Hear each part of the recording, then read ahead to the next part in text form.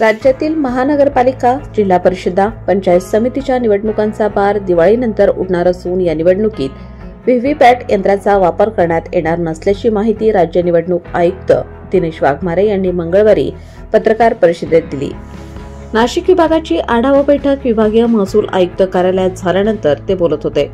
स्थानिक स्वराज्य संस्थांच्या निवडणुका टप्प्याटप्प्याने होतील असे स्पष्ट करून वाघमारे म्हणाले की सर्वोच्च न्यायालयाने 4 महिन्यांच्या आत निवडणुका घेण्याचे आदेश दिले आहेत।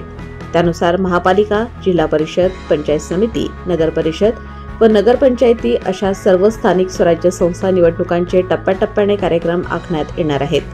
त्यासाठी मतदार यादी निश्चित करणे, मतदान केंद्रांची निश्चिती, निवडणूक साहित्य, मनुष्यबळ आणि बॅलेट युनिटची उपलब्धता यांचा आढावा घेण्यात येत आहे। मतदान केंद्रांमध्ये 30% वाढ झाली असून एका केंद्रावर 900 मतदार मतदान करू शकतील।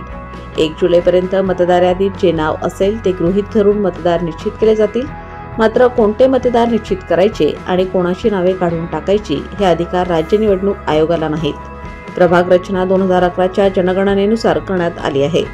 ओबीसी आरक्षण लॉटरी आणि रोटेशन पद्धतीने निश्चित करण्यात येणार असल्याचे वाघमारे म्हणाले। ईव्हीएम बाबत वेळोवेळी शंका उपस्थित केली जात असली तरी ईव्हीएम सुरक्षित असल्याचा स्पष्ट निर्वाळा आयुक्त वाघमारे यांनी दिला। यापूर्वी अनेक वेळा या संदर्भातील याचिकांवर निर्णय दिले गेले आहेत। साधारणतः ऍक्च्युअली हे जे इलेक्शन्स आहेत ते इलेक्शन्स सर्व एकत्रित कंडक्ट करण्यामध्ये रिसोर्सेसची थोडी अडचण आहे आणि त्याच्यामुळे शक्यतोवर हे इलेक्शन स्टॅगर्ड पद्धतीने कंडक्ट करावं, म्हणजे फेज वाईज कंडक्ट करावं अशा प्रकारचं नियोजन आहे। मात्र कुठलं पहिले घ्यायचं, म्हणजे जिल्हा परिषद, पंचायत समिती पहिले घ्यायचं किंवा नगर परिषद पहिले घ्यायचं किंवा महापालिका पहिले घ्यायचं या संदर्भात अजून निश्चिती झालेली नाही।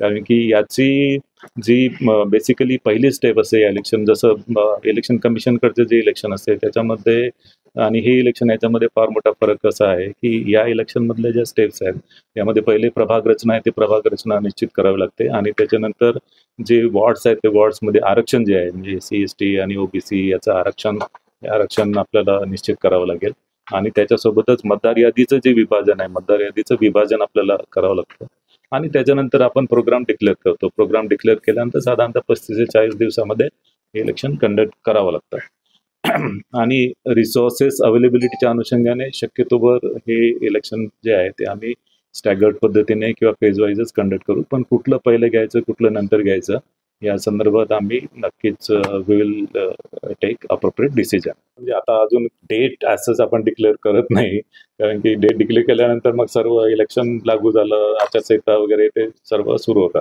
पण टेंटेटिव्हली आमचा प्रयत्न राहील की ऑक्टोबर एंड पासून दिवाळीनंतर ही सर्व इलेक्शन प्रक्रिया सुरू होईल।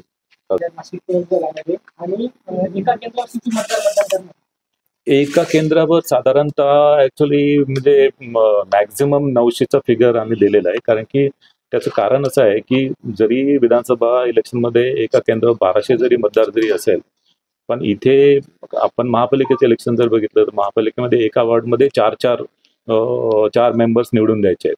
त्याच्यामुळे त्या 4 बटन त्याला दाबायला आणि एक एंड बटन दाबायला तर त्याला वेळ लागणार आहे। त्याच्यामुळे आपण टेंटेटिव्हली 900 मतदार एका मतदान केंद्रावर असायला पाहिजे, तर या दृष्टीने आम्ही प्लॅनिंग केलेलं आहे। त्यासाठी टोटल जे आहे ते या निवडणुकीमध्ये 21,573 इतके एकूण मतदान केंद्र राहणार आहे आणि मागील निवडणुकीमध्ये 15,940 इतके मतदान केंद्र होते।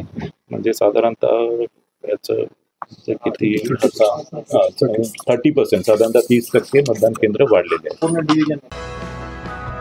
Baswant NH3 digital, Nashik.